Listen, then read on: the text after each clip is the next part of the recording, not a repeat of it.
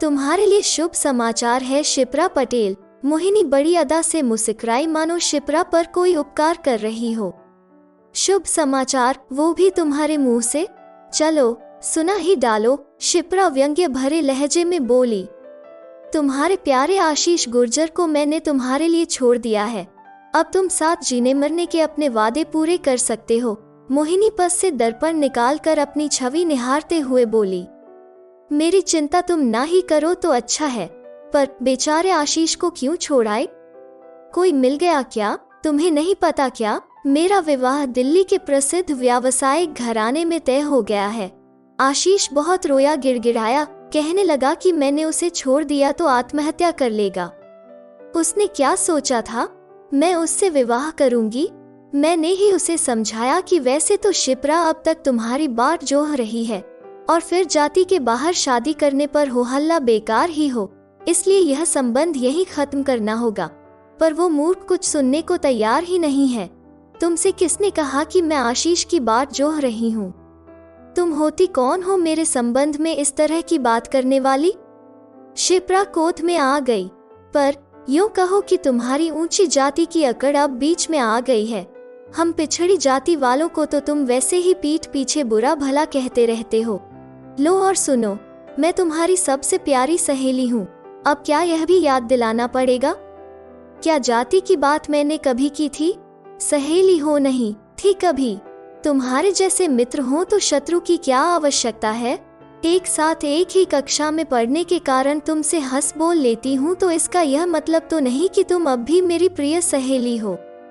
सच पूछो तो तुमने और आशीष ने मेरे साथ जो किया, उसके बाद से मेरा मित्रता और प्रेम जैसे शब्दों से विश्वास ही उठ गया है। हम एक समाज से आते थे, इसलिए घुल मिल रहे थे, पर तुमने तो उसे भी खट्टा कर दिया। आक्रोश से शिप्रा का स्वर भर्रा गया और आंखें अड़बड़ा गईं। त्यों दिल छोटा नहीं करते, इस संसार में कुछ भी स्थायी नहीं होता। वैसे भी तुम मानो ना मानो, मैं तो तुम्हें अब भी अपनी सबसे प्रिय सहेली मानती हूँ। अपने विचार मुबारक हो तुम्हें, पर मैं स्थायी संबंधों की तलाश में हूँ। वैसे एक शुभ सूचना तुम्हें मैं भी दे दूं कि मैं आशीष की बाट नहीं जोह रही। मैंने अपने माता पिता द्वारा चुने वर से विवाह करने का निर्णय किया है। शिप्रा ने बात समाप्त की। तुम तो बड़ी छुपी रुस्तम निकली, बताया तक नहीं कि विवाह कर रही हो। ऐसा कुछ बताने को है भी नहीं। मैं तो अपने जैसे हमारी ही जाति के मध्यम वर्गीय परिवार के युवक से विवाह कर रही हूँ। वो न तो तुम्हारे वर्ग की भांति बड़े ऊंची जाति वाले घराने का है और न ही लाखों में एक। वो तो मेरे जैसे साधारण रूपरंग वाला युवक है और इतना कमा लेता है कि हम दोनों आराम से रह सकें। सच पूछो तो उसके व्यवहार में बड़बोलापन कहीं नजर नहीं आया। बात बात पर हंसना और हंसाना। अब तक केवल 2 बार मिली हूँ उससे, पर न जाने कैसा जादू कर दिया है उसने कि फोन पर घंटों व्हाट्सएप चैट करके भी मन तृप्त नहीं। यह तो बड़ा ही शुभ समाचार है। कुछ ही दिनों में परीक्षा समाप्त हो जाएंगी और हम दोनों बिछुड़ जाएंगे, पर अपने विवाह में बुलाना मत भूल जाना। आशीष को मारो गोली, उसे कोई और मिल जाएगी। शिप्रा का रुख देखकर मोहिनी ने बात बदल दी थी। शिप्रा दूर तक मोहिनी को जाते हुए देखती रही थी। दोनों की घनिष्ठ मित्रता की चर्चा कॉलेज भर में थी। दोनों ही एक जिस्म एक जान थीं। लोगों को आश्चर्य होता था कि अलग जातियों के होते हुए भी इनकी कैसे चल रही है, पर जब मोहिनी आशीष को ही ले उड़ी थी तो शिप्रा को संभालने में लंबा समय लगा था। उसे सारा संसार स्वार्थी और अर्थहीन लगने लगा था। आज वही मोहिनी उसके लिए आकाश को छोड़ने की बात कर रही थी, मानो वो कोई कठपुतली हो जिसे मोहिनी अपनी उंगलियों पर नचा सके। फिर उसने एक झटके से इस विचार को झटक दिया था। परीक्षा सिर पर थी और वो मोहिनी आशीष प्रकरण में उलझकर अपना भविष्य दांव पर नहीं लगा सकती। मोहिनी शिप्रा के पास से सीधे कैंटीन की ओर चल दी थी। वो आशीष को यह समाचार उसके अन्य मित्रों के सामने देना चाहती थी और फिर उसके चेहरे पर आए भावों का आनंद उठाना चाहती थी। वो मूर्ख समझता था मैं उससे विवाह करूंगी, पर उसे तो शिप्रा जैसी साधारण लड़की भी धता बता गई। वो सोच रही थी। कैंटीन में आशीष को न पाकर वो घर की तरफ चल पड़ी। अंतिम पीरियड में एक क्लास बाकी थी, पर पर वो उसके लिए 2 घंटों तक प्रतीक्षा नहीं करना चाहती थी। वैसे भी प्रयोगात्मक परीक्षा समाप्त होने के पश्चात किसी की काले जाने में कोई रुचि नहीं बची थी। परीक्षा की तैयारी के बीच समय कब कपूर बन के उड़ गया, मोहिनी को पता ही नहीं चला।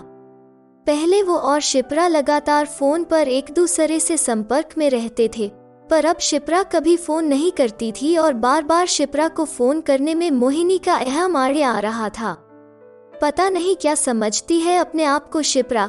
यदि उसे मेरी चिंता नहीं है तो मैं भी परवाह नहीं करती, मोहिनी ने मानो स्वयं को ही आश्वासन दिया था। शिप्रा का विवाह मोहिनी से पहले ही हो गया था।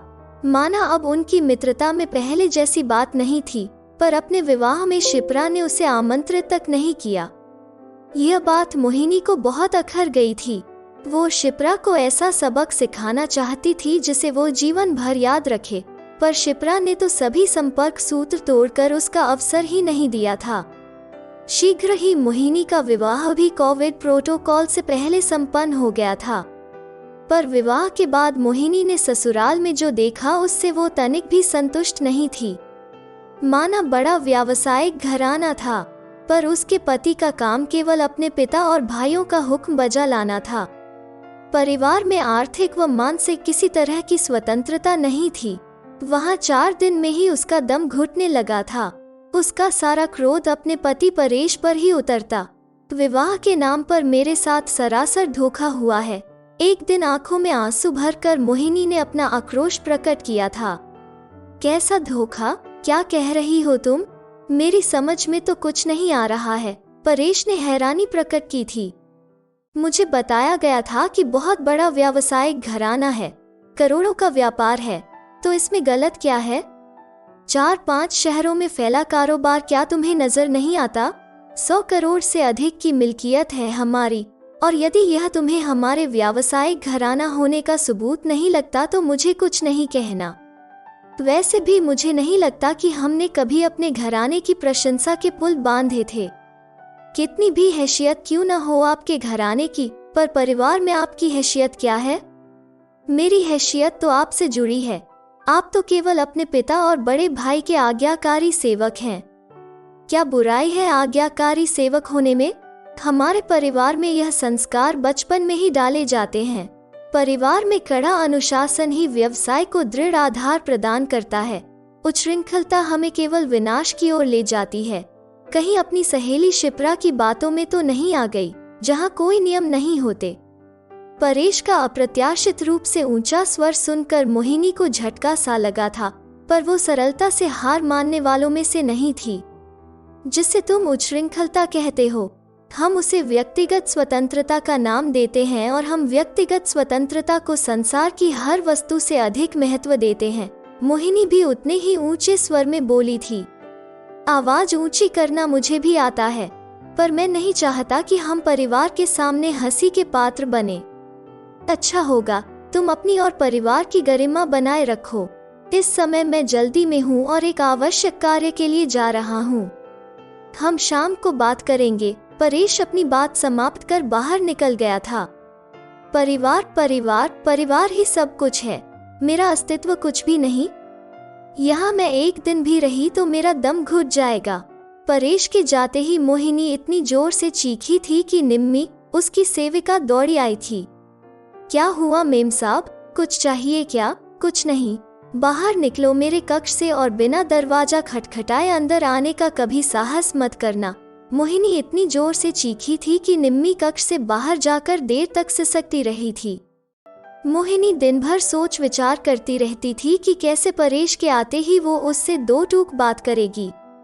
ताली एक हाथ से तो बजती नहीं। परेश को समझना ही होगा कि मैं घर में सजावट की वस्तु बनकर नहीं रह सकती। पर परेश के घर में घुसते ही उसे उसकी माँ आनंदी देवी का बुलावा आ गया था और वो अपने कक्ष में आने से पहले उनसे मिलने पहुंच गया था। उधर मोहिनी अपनी बात मुंह में बंद किए देर तक कुनमुनाती रही थी। जब तक परेश कक्ष में पहुंचा तब तक मोहिनी का पारा 7वें आकाश में पहुंच चुका था। मिल गया समय आपको यहाँ आने का, वो परेश को देखते ही बोली थी। उत्तर में परेश ने उसे ऐसी आग्नेय दृष्टि से देखा था कि मोहिनी सकपका गई थी। दोनों के बीच 2 दिनों तक अबोला पसरा रहा था।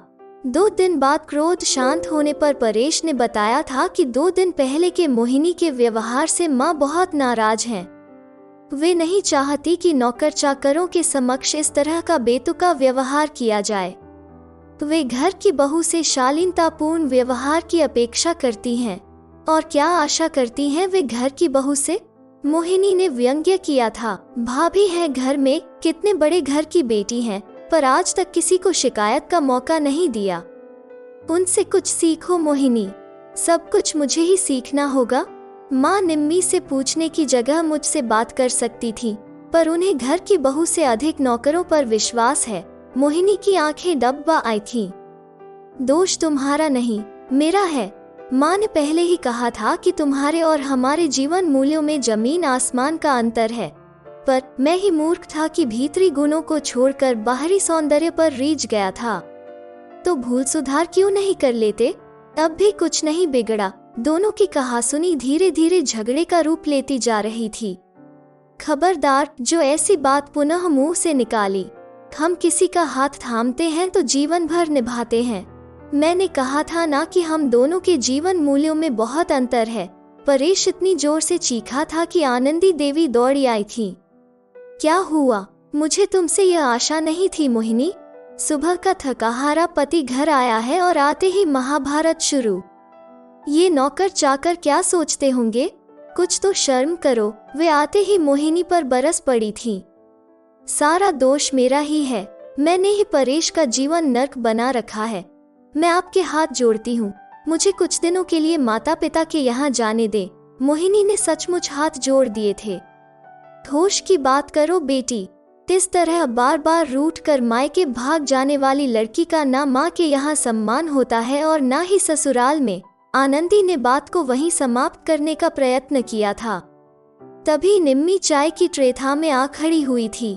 तुम दोनों चाय पी लो, मेरा तो पूजा का समय हो रहा है, कहती हुई आनंदी कक्ष से बाहर निकल गई थी। पर बात इतनी सरलता से कहाँ समाप्त होने वाली थी। मोहिनी के दिमाग में जो कीड़ा कुलबुला रहा था, वो किसी को भी चैन से रहने देने को तैयार नहीं था। दूसरे दिन जब सब अपने कार्य में व्यस्त थे, मोहिनी ने अपने सूटकेस में कुछ कपड़े डाले और दरवाजे पर खड़े चौकीदार और अन्य सेवकों की नजरें बचाकर घर से बाहर निकल गई थी। जब अचानक ही मोहिनी को अपने घर के दरवाजे पर आ खड़े देखा, तो उसके माता पिता के पैरों तले से जमीन ही खिसक गई थी। इस तरह अचानक बिना किसी सूचना के। परेश बाबू कहाँ हैं? माँ मालिनी देवी ने पूछा था। शायद मेरा आना अच्छा नहीं लगा आप लोगों को। मैं परेश और उसके घर को सदा के लिए छोड़ आई हूँ, मोहिनी ने घोषणा की। तो मालिनी देवी जहाँ खड़ी थी वहीं धम से बैठ गईं। लो सुन लो, मैंने तो अपनी सारी जमा पूंजी लुटा दी इसके विवाह पर और यह फिर से यहाँ आकर बैठ गई। उसके पिता द्वारका बाबू होशावास खोकर चीख उठे थे। देखा कैसा स्वागत हो रहा है बेटी का अपने ही घर में। चिंता मत करिए, मैं शीघ्र ही कहीं नौकरी करके अपना ठिकाना ढूंढ लूंगी, आप पर बोझ नहीं बनूंगी। सुना, बुद्धि भ्रष्ट हो गई है इसकी, विनाश काले विपरीत बुद्धि। इतना संपन्न घराना, ऐसा अच्छा वर छोड़कर अब यह महिला आवास में जाकर रहेगी। द्वारका बाबू का गला भराया था। लो आ गई आपकी लाडली बेटी। अभी तो शादी को हुए 3 माह भी नहीं हुए। भाई नितिन पूरी राम कहानी सुनकर हैरान परेशान स्वर में बोला था। तुम भी जले पर नमक छिड़क रहे हो, तुम लोग मेरे पीछे ही क्यों पड़े रहते हो? मोहिनी का दयनीय स्वर सुनकर नितिन हक्का बक्का रह गया था। दीदी, भाई हूँ तुम्हारा, तुम्हें खुश देखना चाहता हूँ, क्या यही मेरा दोष है? तुम कहो कि उन्होंने दुर्व्यवहार किया, दुख दिया तो मैं उन्हें छोड़ूंगा नहीं, पर तुमने तो अपने पावों पर आप कुल्हाड़ी मार ली। जरा सोच बेटी, आज तो परेश बाबू के साथ आए होती तो घर में आनंद की लहर दौड़ जाती। नितिन तुम दोनों के स्वागत में पलक पावड़े बिछा देता। माँ मालिनी देवी ने दीर्घ निश्वास ली थी। सब सोच लिया, समझ लिया माँ, आगे क्या करना है वो भी सोच लिया। मोहिनी धीमे स्वर में बोलकर चुप हो गई थी। दूसरे दिन से ही अपनी डिग्रियों का लिफाफा हाथ में धामे मोहिनी नौकरी की तलाश में भटकने लगी थी, पर बात कहीं नहीं बनी थी। थक हार कर वो अपने पुराने कॉलेज जा पहुंची थी। विभागाध्यक्ष को अपनी राम कहानी सुनाते हुए रो पड़ी थी मोहिनी। देखो बेटी, एक सहायक का पद खाली है, इससे अधिक तो कोई सहायता नहीं कर सकता मैं, विभागाध्यक्ष महोदय ने आश्वासन दिया था। मोहिनी ने तुरंत हाँ कह दिया था। दूसरे दिन ही वो कॉलेज के छात्रावास में रहने चली गई थी। मालिनी देवी रोकती रह गई थी, पर मोहिनी ने एक नहीं सुनी थी। प्रतिदिन मोहिनी प्रतीक्षा करती कि शायद परेश का कोई फोन आ जाए या कोई उसकी खोज खबर लेने का प्रयत्न करे, पर कहीं कुछ नहीं हुआ था। इस बीच कोविड की दूसरी लहर आ गई और सब अपने कमरों में बंद हो गए। क्लासें ऑनलाइन चलने लगी। दूसरी लहर के बाद भी माहौल सहमा सहमा सा था। उस दिन भी सारी क्लासें लेकर वो खाने के लिए कैंटीन की ओर जा रही थी कि सामने से आती शिप्रा को देखकर चौंक गई थी। अरे शिप्रा, तुम यहाँ? यह प्रश्न तो मुझे करना चाहिए, मैं तो अपनी डिग्री लेने आई हूँ। बड़े दिनों से कॉलेज बंद था, पर तुम यहाँ, और कितनी बदल गई हो। पहले की मोहिनी की छाया मात्र। शिप्रा के स्वर में हैरानी थी। तुम भी कुछ कम नहीं बदली, कितनी मोटी हो गई हो, मोहिनी का उत्तर था। चुप, ऐसा नहीं कहते, मैं माँ बनने वाली हूँ, शिप्रा फुसफुसाई थी। ओह, तभी क्या? अनोखी चमक है तुम्हारे चेहरे पर। चमक तो आनंद की है मोहिनी। सच में मैं बहुत खुश हूँ। तुम सुनाओ, कैसी कट रही है जिंदगी? चलो कैंटीन चलते हैं, बैठकर बातें करेंगे, मोहिनी ने प्रस्ताव किया था। मैं जरा जल्दी में हूँ मोहिनी, मेरे लिए इतना भी समय नहीं निकाल सकती शिप्रा? ठीक है, चलो कुछ देर के लिए चलते हैं, शिप्रा ने स्वीकृति दे दी थी। मोहिनी की राम कहानी सुनकर शिप्रा सन रह गई थी। उसके मुंह से एक शब्द भी नहीं निकला था। कुछ तो कहो शिप्रा, मौन मोहिनी ने ही तोड़ा था। कहने को क्या छोड़ा है तुमने मोहिनी? एक बात पूछ लूं, तुम स्वयं को समाज और परिवार से ऊपर क्यों समझती हो? समाज के कुछ नियम कायदे हैं, हमें उन सब का पालन करना पड़ता है। और क्या तुम ही संसार की सबसे सुंदर स्त्री हो? शिप्रा, तुम्हारे किसी प्रश्न का उत्तर नहीं है मेरे पास। ठीक ही कहा तुमने, मैं आवेश में कोई भी निर्णय ले लेती हूँ, आगे पीछा सोचे बिना। मोहिनी, तुम वापस लौट जाओ।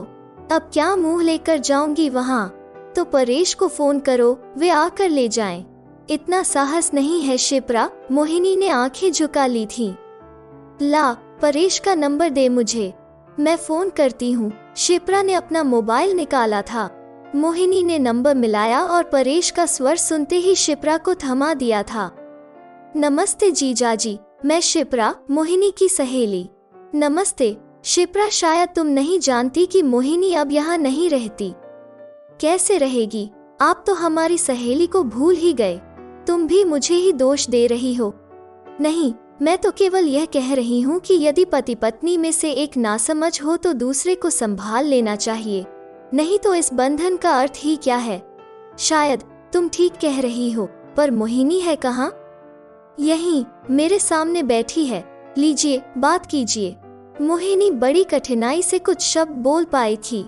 तुम अपने माता पिता के घर जाओ, मैं आ रहा हूँ लेने मोहिनी, परेश ने कहा था। मोहिनी अचानक सिसक उठी थी। लंबे समय से दबा दुख मानो आंखों की राह भर जाना चाहता था। तो दोस्तों, आपको ये कहानी कैसी लगी? प्लीज लाइक करें और रोज नई कहानियों के लिए चैनल को सब्सक्राइब जरूर करें। धन्यवाद।